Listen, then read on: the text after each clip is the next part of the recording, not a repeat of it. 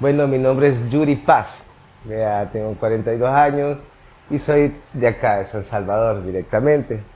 La verdad que toda mi vida me he dedicado prácticamente a lo que es el arte del tatú y siempre ha sido prioritario. Quizás yo empecé a aprender a los 13 años, vea, en ese entonces era complicado porque no había la tecnología que está ahora, vea, tanta cosa, entonces nos tocó empezar prácticamente de cero, empíricamente. Pues, digamos, yo soy un tatuador de segunda generación.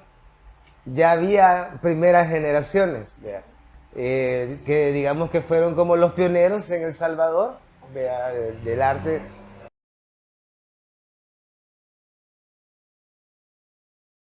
Fíjese de que fue por un primo y unos amigos que vinieron de otro país, Estados Unidos. Ya en ese entonces ya traían sus tatuajes, ¿verdad? De colores, detalles neotradicionales, tradicionales. Y a mí fue como que me llamó la atención y quizás más una cuestión de andarlo, yo fue como, wow, a mí me gustaría aprender, ¿verdad? O sea, quisiera aprender y fue como empecé a buscar, ¿verdad? Y gente, ¿verdad? Que estuviera en esto, ¿verdad? Para aprender. Para aprender.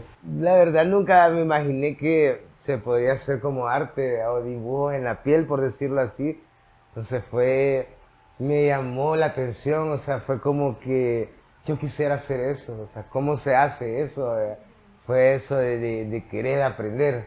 Quizás esa fue la emoción de querer aprender, vea, y desenvolverme en ese punto, aunque le voy a ser honesto, yo quizás comencé a dibujar y a pintar motivado por la cuestión del tatuaje. Ese fue como mi motivación. Yo antes de eso no dibujaba, no pintaba, miraba a los niños, vea que puya, qué chivo cómo dibuja. Y ya cuando tuve la idea de tatuar, pues yo comencé a dibujar, porque fue lo que me dijo esas personas que vinieron, dibujar, pintar para que crezcas en el arte. Y fue así, empecé a dibujar yo solito, de repente empecé a pintar, ¿vea? Y fue como mi inicio, ¿vea? Y así he ido como creciendo poco a poco, ¿vea? En lo que fue el arte. Sí, eso fue una gran emoción, la verdad, ¿vea? De hecho, el primer tatuaje que yo hice lo realicé en mí. Ah, ok. En mí era un dragón así grandote que ni siquiera las líneas me pude terminar. Ok. Y pues me recuerdo que no tenía la práctica, no tenía nada, ¿verdad? Y era tanta la emoción que yo ni sentía dolor, me recuerdo que hasta heridas me hacía, pero no sentía dolor por la cuestión de estar enfocado, ¿verdad? De querer tatuar, de querer aprender, fue una gran emoción. Pero yo en ese momento todavía no tenía conocimiento. No tenía conocimiento ni siquiera de los tabús que ya existían o que ya empezaban a surgir, Ok.